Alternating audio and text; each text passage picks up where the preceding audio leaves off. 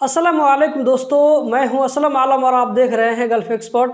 दोस्तों, इस वीडियो में कतर के बारे में कुछ अहम और लेटेस्ट अपडेट आप लोगों के साथ में शेयर करने वाला हूं। इसमें से एक अपडेट ऐसा है जो कि बहुत इंपॉर्टेंट है, खास करके ऐसे लोगों के लिए जो कि कतर जाकर कुछ पैसे कमाना चाहते हैं। अगर आप इस वीडियो को पूरी देख लेते हैं या अपने दोस्तों के साथ में शेयर करते हैं तो इस तरह के नुकसान से बच सकता है। तो इस वीडियो को हम कंटिन्यू करते हैं, तो आप लोग भी इस वीडियो के साथ में आखिर तक बने रहें। दोस्तों, यहाँ पर तमाम भाइयों के लिए एक अच्छी खबर हो सकती है, वो ये कि जिस तरह कतर ने वर्ल्ड कप के टाइम में हैया कार्ड का सिस्टम लॉन्च किया था, इस हैया कार्ड को लेकर के जितने लोग भी कतर गए थे तो इस हैया कार्ड को लेकर के गल्फ की दूसरी कंट्री भी जा सकते थे, जैसे कि सऊदी अरब, यूएई। तो इस एक्सपीरियंस के सक्सेस होने पर जीसीसी कंट्रीज वाले सोच रहे हैं कि एक ऐसा वीज़ा सिस्टम लॉन्च किया जाए जिस वीज़ा को लेकर अगर कोई आदमी गल्फ जाता है तो वो जीसीसी में सारी कंट्रीज का ट्रैवल कर सकता है, उसको अलग से वीज़ा लेने की जरूरत नहीं पड़ेगी। जीसीसी कंट्रीज में जो कंट्री शामिल है वो 6 है। इसमें आपको कतर, सऊदी अरब, कुवैत, बहरीन, ओमान और यूएई,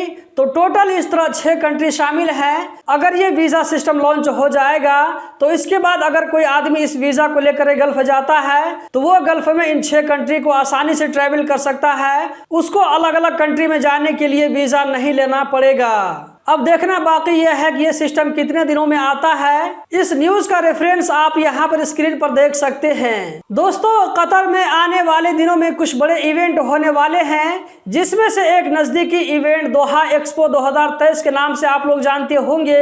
इसके बारे में आप लोगों को इससे पहले कई बार बता चुका हूँ, जो कि 2 अक्टूबर 2023 से शुरू होकर 28 मार्च 2024 तक रहेगा। तो अब यहाँ पर कुछ ठगी ग्रुप जो कि दिन रात लोगों को ठगने और बेवकूफ़ बनाने का काम करते हैं, लोगों को ऑनलाइन मैसेज भेज करके उनको लिंक पर क्लिक करवाते हैं, या ये कि सीधे साधे लोगों से बैंक अकाउंट ले करके उनके अकाउंट में हाथ साफ करते हैं, या सीधे साधे लोगों पर वीजा के नाम पर पैसा वसूल करके रफू चक्कर हो जाते हैं। तो इस वक्त इस तरह के सारे ग्रुप एक्टिव हो चुके हैं। अब ये लोग दोहा एक्सपो के नाम से ऐसे लोगों को टारगेट कर रहे हैं जो कि कतर जाना चाहते हो काम करने के लिए और वहां पर पैसा कमाने के लिए जाना चाहते हैं। तो ऐसे लोगों को खास करके वीजा के नाम पर लोगों के साथ में फ्रॉड करने की कोशिश की जा रही है। ऐसे लोगों को कतर जाने के लिए वीजा देने का ऑफर दिया जा रहा है। चूंकि नए लोगों को कतर के बारे में ज्यादा जानकारी नहीं होती है, तो ऐसे लोगों को इस तरह के ग्रुप में फंसने का ज्यादा चांस होता है। तो ऐसे लोगों को ये चैनल जरूर रेफर करें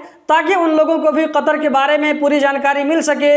यहाँ पर आप लोगों को बता दूं, वो ये कि कतर गवर्नमेंट की तरफ से अभी तक दोहा एक्सपो के नाम से वॉलेंटियर के लिए अभी तक कोई अपडेट नहीं आया है। इसके बारे में अगर कुछ भी नया अपडेट आता है तो आप लोगों को प्रूफ के साथ में जरूर शेयर करूंगा। इसीलिए अगर इस वक्त आपसे कोई आदमी ये कहता है कि दोहा एक्सपो में वॉलंटियर में काम करने के लिए पासपोर्ट, सीवी या ये कि दूसरा डिटेल जमा करो, तो ऐसे लोगों की बात पर आप लोगों को यकीन नहीं करना है, आपके साथ में फ्रॉड भी हो सकता है। इस नाम से अगर आप लोगों को कोई कतर भेजने की कोशिश करता है तो वहां पर आप लोगों को सतर्क रहने की जरूरत है। दोस्तों, मैं आए दिन आप लोगों को बाखबर करता रहता हूं। एयरपोर्ट पर या कि दूसरी जगह कस्टम वालों ने आज इतने लोगों को नशा वाला सामान लाने के जुर्म में पकड़ लिया। इस लिस्ट में कुछ और भी लोग ऐड हो गए हैं।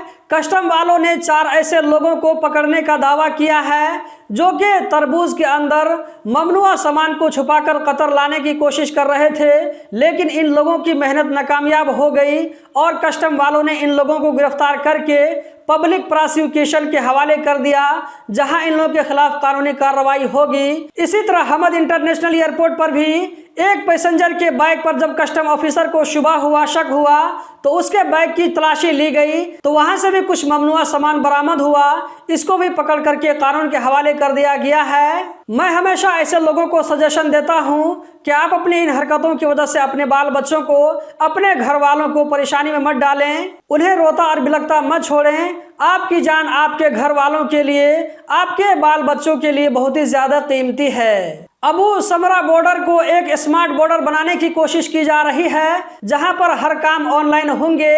इस तरह लोगों को लाइन में खड़े होकर अपनी बारी का इंतजार नहीं करना पड़ेगा।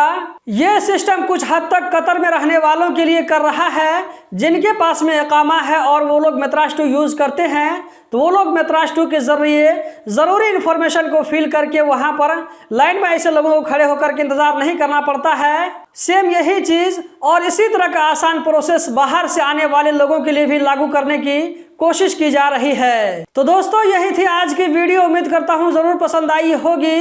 कतर के बारे में रोजाना इसी तरह की इन्फॉर्मेटिव वीडियो देखते रहने के लिए हमारे साथ में जुड़े रहें। इस वीडियो को आगे जरूर शेयर करें। बहुत बहुत शुक्रिया।